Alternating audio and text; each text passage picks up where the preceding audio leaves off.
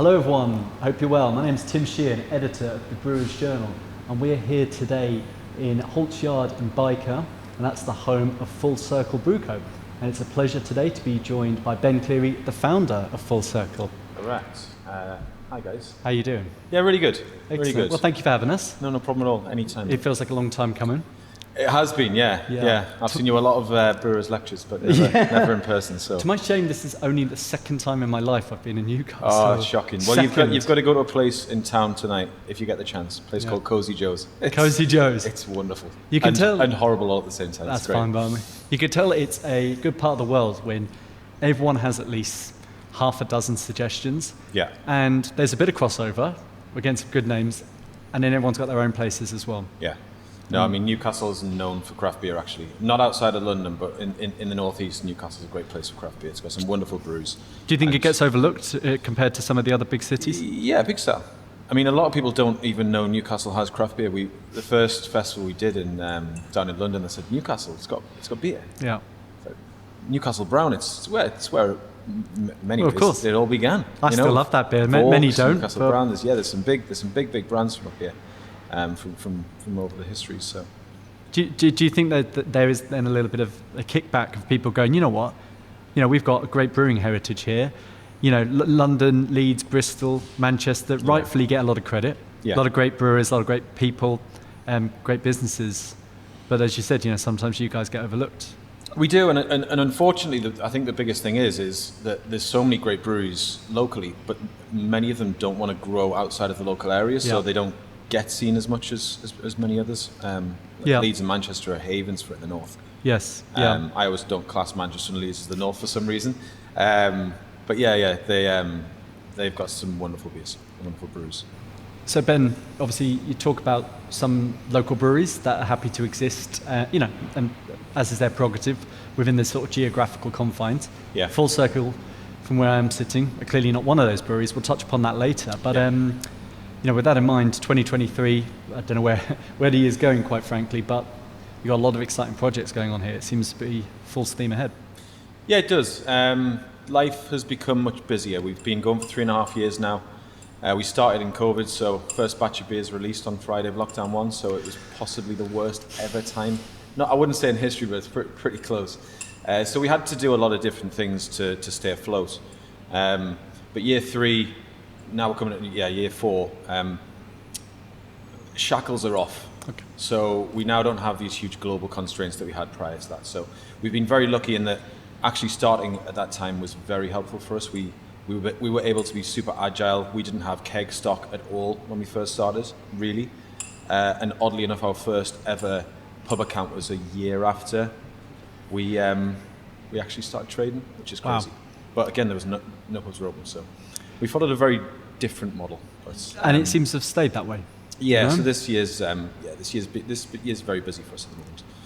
So are you? I mean, growing pains is obviously one of those phrases that's thrown around a lot. I mean, is that something you've had to navigate in terms of with your team, with capacity, with everything in between? Yeah, it is. The last 2 or 3 months have been very tough in respect of growing pains. Every single time you grow in a brewery, you've got to spend a fortune on new equipment, new tanks, new canning line, which only arrived last week. So there has been some growing pain issues, but they're exciting and they're fun. Yeah. We've took on 4 new members of the team down in the brewery. Great. Just to cope with production. So yeah, it comes with stress, but it's also a very exciting time. It seems like you've moved quite quickly. You've covered a lot of ground in comparatively short couple of years. I mean, for people that aren't aware of your story, I mean, tell us a bit more about your, how you got into beer. What triggered that love of it, and inevitably what led into starting a brewery. Of course. So I was in the wine trade for 10 years prior to this. Loved it. I did all my exams. I really enjoyed the trade I was in, but it very fast became. I used to work in a major wine retailer, Majestic Wines, and then I came back to our family business, our independent family business, which is a wine company, and I decided to set up a bottle shop and an e-commerce business. And through that time, within 2 years, craft beer was booming. We were trying some amazing beers from local breweries, and I just fell in love with it. I don't want to say I fell out of love with the wine trade, but I do not drink much wine anymore. Sure. So beer became a thing for me. It was something that I always wanted to do. We figured we have reps on the road from a wine side. We have expertise in many areas with regards to the brewery. So we thought, let's go for it. And as you can see behind, we've kind of gone way too big. At the time we had gone way too big. I think we've managed to navigate it relatively well. But that's why we've started so big, because we started out with a little 100-litre kit. Yeah. Alex, our head brewer, he'd never worked properly in a commercial brewery. He went through the brew lab training. Yep. And he's a wonderful brewer. He used to come into the shop. 2 seconds. It's okay. He used to come into Busy the guy. shop every week and bring us beers, and different beers, totally different beers every time. And they were outstanding. Because he was getting recognition from big local star. competitions. Yeah, so he was going to the Brewdog competitions where they did homebrew competitions. And everyone was always gutted when he turned up, because he'd win first, second and third every single time. Yeah. Every beer he brought to me, I was thinking, my God, these are actually better than most of the beers I'm pouring that we're selling in the shop. Yeah. It was wonderful. So I knew he was my man from day one. And that kind of aligned us perfectly to really start this brewery project. Sure. So what breweries did you kind of look up to and enjoy, selling and working with at the Pip Stop? At the time, it was very Leeds based. I loved North. I loved Northern Monk. We used to get a lot of different beers in from the States. Evil Twin was one of them. We used to get a huge amount of German beers in. Loved a premium German lager. Of course. And we used to sell a load of them. So they were the kind of beers that I used to really enjoy. Dibbers just came on the scene. Double Heathen was wonderful from Northern Monk. Those are the good old days when life was a bit easier, I think, from a brewery perspective. That really got me into the whole scene and understanding more about good beer. But we knew if we were going to go big, we had to make sure that we could create good beer from the get-go. Of course. So we went from a 100-litre kit that we were working on 3 to 5 days a week, and selling through my mini bar. So we had a back end of a mini with taps in the back. Amazing.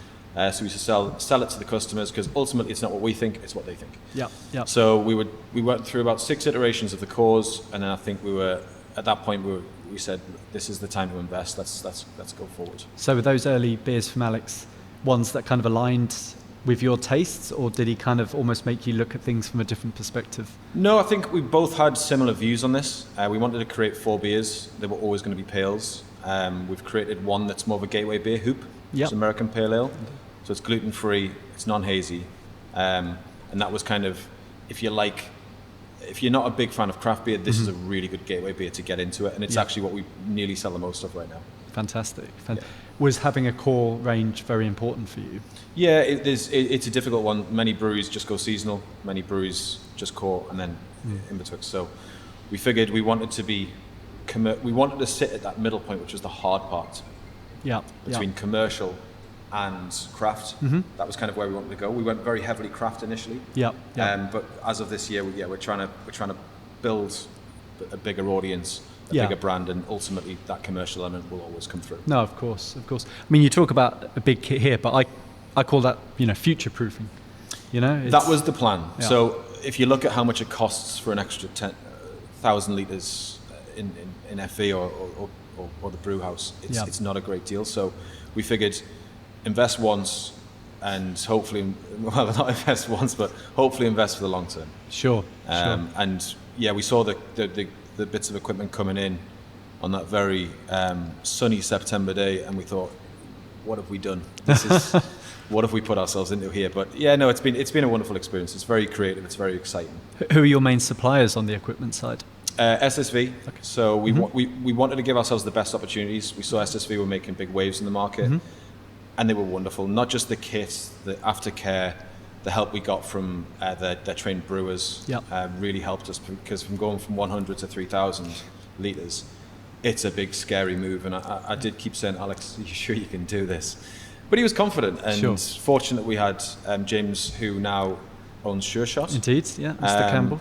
Yeah, so he helped us through the process. So that was very, very, very helpful. So SSV, I would highly recommend them to anyone. And what about the new canning line you've just got? So microcan, Yeah. I'm not going to go into the woes of our first cannon line. No. Something that someone told me early doors, which I thought was a bit crazy, was it's not about which one's the best, it's about which one's not the worst. So we bought a line that just did not work. It was a big issue, caused us so many problems. And then we went to Microcan. Microcan have been excellent. Again, aftercare is amazing. They're relatively close to us. And yeah, we've just installed the new CP10, which Fantastic. is the new Yeah. 10-head counter pressure, and it's working like an absolute dream. Brilliant. Thank God. No, great stuff. They're So, great yeah. two great companies. Yes, very much so. So they're the companies that we're aligning ourselves with moving forward for sure. Brilliant.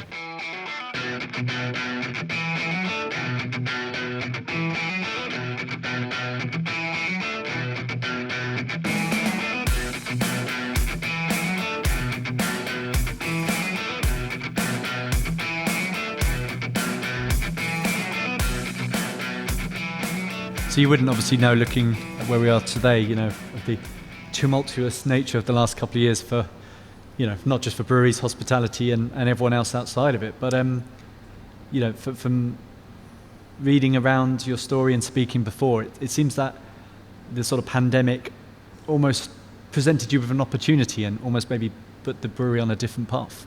It did, yeah. Obviously, there's huge negatives in that as well. Of course. But yes, we were fortunate that we could be agile. Every day had a different problem, but we learned to just get on with it and not get too depressed, because ultimately most of the breweries were going through the same thing. So we learned to be agile. We had a small team. Yeah. We were new to the industry, so we could just do what we wanted, and it seemed to work in the most part. And then when it comes to selling your beer, I think you said before, you know, you're a brewery that was selling beer in lots of places, but locally you weren't really known. I mean, how did you go about growing that sort of presence overseas?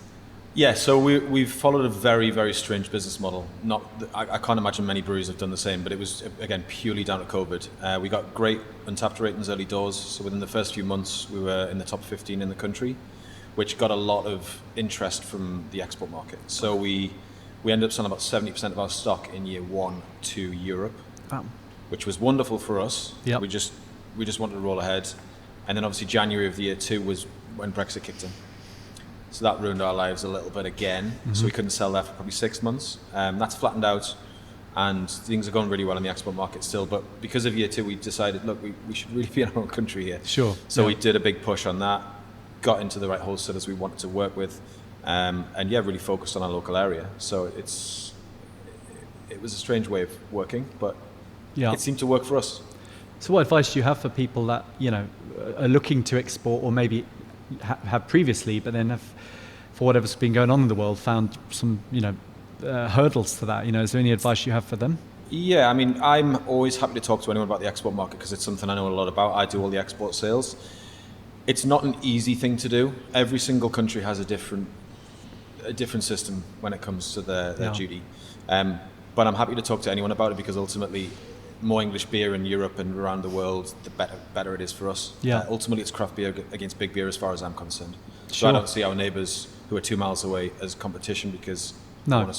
the whole point is to work together. Yeah, no, I agree. And will the much discussed change in duty rates impact your sort of outlook on the beers you're producing?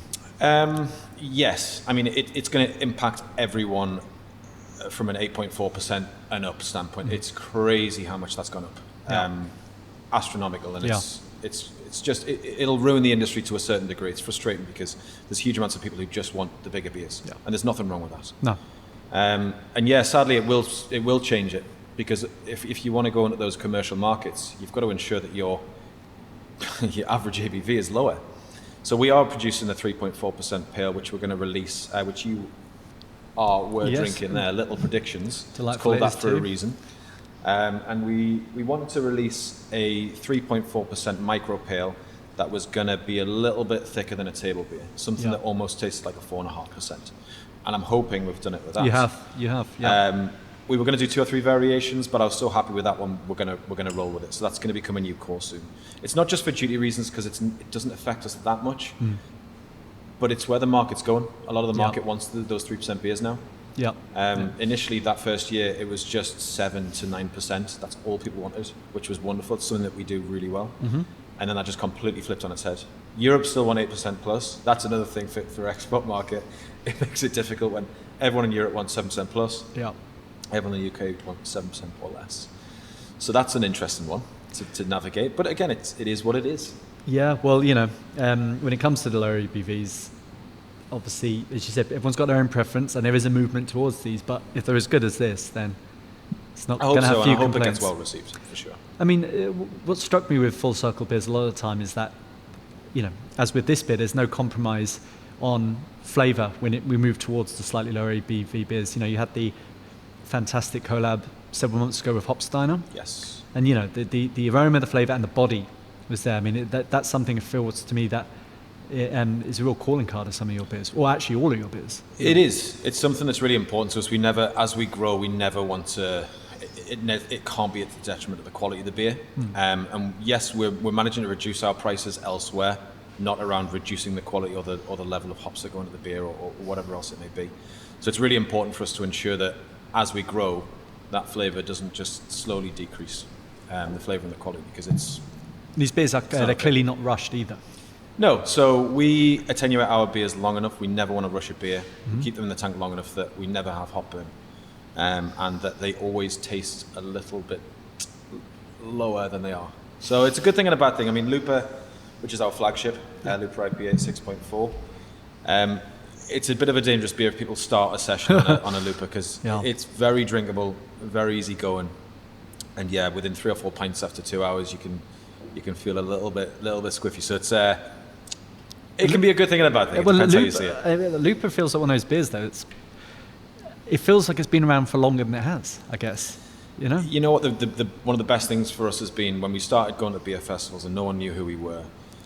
People started coming to us. Brewers started coming to us and saying Looper before anything else, and that was wonderful. It was such a nice thing to know that's what we were known for. Sure. Our flagship.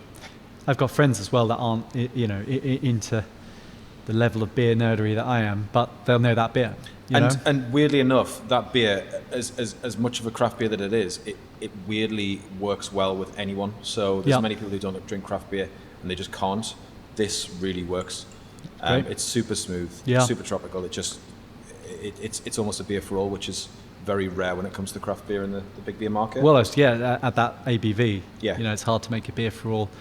And on that point, I see recently Cave Direct christened you one of the Future 4. Yes. A great company as well, as in Cave Direct, a great company, and you were in great company. Yes. Again, with going back to the Looper point, it feels strange calling you a Future 4, but I suppose it's great when you're being recognised as a brewery that businesses like that want to platform, want to position and push out further. Yeah, I mean, because we've only lived in COVID times, we've never been able to get ourselves out in the national market particularly, so we are probably seen in many ways as a fairly new brewery. Yeah. I mean, 3 years old is not it's not an old brewery at all, so it has made a big difference, and Cave Direct have been great for us. They've been super helpful, and it puts us on the map now. It allows us to get into bigger cities, bigger accounts. Because ultimately we want Full Circle to be a household name. We want everyone to know our name. That's the key thing. Great stuff. And looking to the future closer to home, obviously great beers, great projects involved in, great equipment, but I understand, obviously the sustainability side is of huge importance to you as well. It is, yeah. So there's 2 names for Full Circle. One's a family link. My parents were in the wine industry. Their parents were in the pub industry, so we've kind of technically gone full circle. But the main reason was a promise, and it was something we couldn't do over the past 3 years, but we've really been pushing for this year. And it's to hit net zero by 2030, which is a pretty hairy goal. But ultimately, it forces you to do it. It's great. It's super important to me. The parent business is very, very sustainable, and it's something we wanted to do. It's difficult to do that in a rented site in the middle of Newcastle, but there's so many things you can do. So we've partnered up with a company called Zaviro. I'm not sure if you've heard of them. I do, yeah. But they are excellent. They're a decarbonisation software. They allow you to monitor everything that you do from carbon usage standpoint, so you can delve down into detail on every little thing. So we can then do comparisons and then build our strategy moving forward based on what's better for the environment. So. Right. And why is it of such importance to you? It should be important to everyone. Yeah, of course. As far as I'm concerned, it just is. It's something that everyone needs to do. It's something Yeah. that's been promised by the likes of the supermarkets, saying you Yeah. must be this way inclined to even get deals. Mm. So it shows that there is a force there. Yeah. But ultimately, we want to do it because it's the right thing to do. Yeah. The brewing industry is not the best from a sustainability angle. So if we can learn more and do more, then hopefully others can follow on and learn from that as well. So ideally bringing the beer industry into a much better place from a sustainability angle. Well, as you said, it's the right thing to do, and obviously that's the best possible reason. Well, for those who aren't interested in sustainability, the thing that surprises me, apart from cash flow, is you can purchase, for example, we got a nitrogen generator. It's reduced our CO2 usage by 90%. Yeah. It's saved us a fortune. Mm-hmm. But whilst it's also saving us a fortune, it's much better for the environment because it's pulling natural air from the environment. Yeah. So Yeah. if you're not interested in sustainability, there's still benefits to it. So either way, everyone in the industry should look at certain things, Yeah. Yeah. whether it's for sustainability reasons or for cost-saving reasons, because the industry is littered with cost rises and issues around that. So any way you can save costs as well, it's a double-pronged attack. Yeah, well, it's a no-brainer. Yeah. It's a no-brainer. So what else do we have in the pipeline? Well, we're looking at bars now. Okay. That seems to be the obvious move. Yep. But we wanted to ensure that things were getting better in the hospitality trade. It seems like they are. So city centre bars is something we're looking at. And as I said, we're looking to be more commercial. We're looking to get our beers into more countries. We're looking to get our beers pinned in further nationally and really really be a household name. So but bars starting locally. I mean, would you Initially. do you have ambitions then for away from places like Newcastle? Yeah, ultimately, yeah, absolutely. Yeah, we were going to start in Durham. I'm a Durham boy through and through. And we actually looked at setting the brewery up in Durham, but ultimately Newcastle was the craft beer zone for the Northeast. Yeah. Yeah. So we made the decision to hit Newcastle. But yeah, Durham's an area that I would love to have something. Having a bar in Durham would be wonderful. So Ben, obviously you touched upon new bars, very exciting, and I think with that, good things come to those who wait. But that also strikes me as you probably got some other things up your sleeve as well, We do, yeah. So we've got which you can speak about in as much or as little detail as you wish. One project that we've got coming. We think anyway. It could be a great idea. It could be a terrible idea.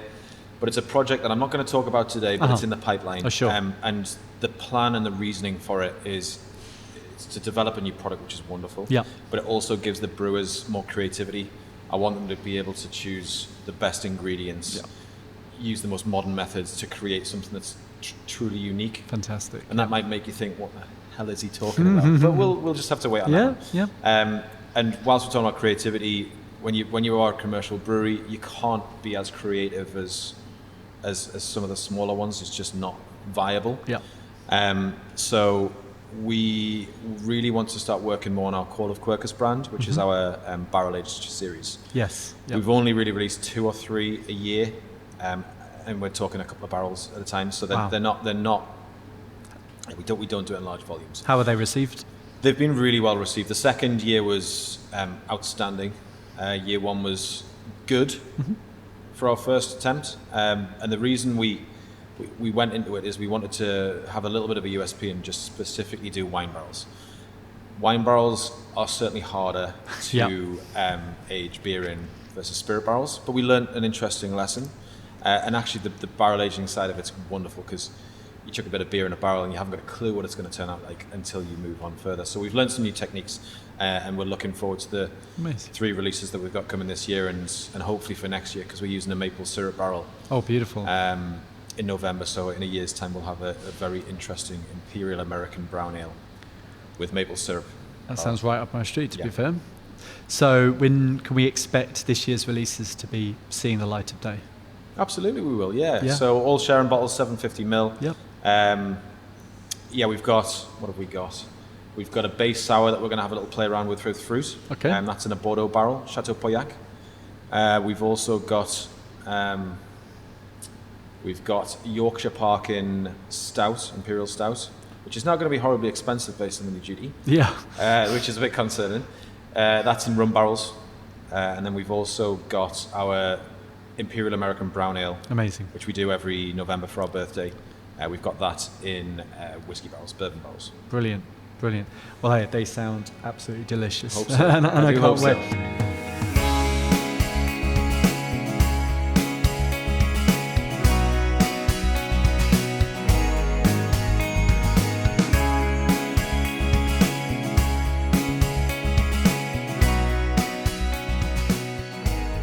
So Ben, for people that would like to find out more and to order your beers online, where's the best place to look?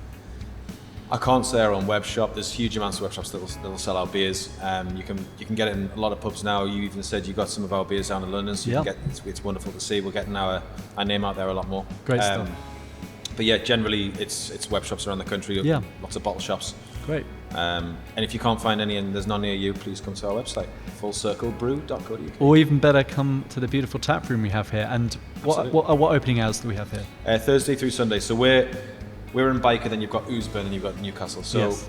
we're right at so Oosburn's the wonderful zone for craft beer. So there's so many amazing bars that do craft beer. So we're kind of the start of that, and then people wander down through the Oosburn into town, where that seems to generally be the start. So yeah, it works really well. Got a pizza oven on site. Yeah. And I would say, arguably, because there is so many good pizza places, they are excellent. Amazing. What are they called? It's our own. Oh, it's our own. okay. Mate. It's Yeah, Full there we Circle Pizzas. There we go. Hence the name. Superb. That's another reason for the name. Yeah. But yeah, the pizzas are great here. Caitlin does a wonderful job.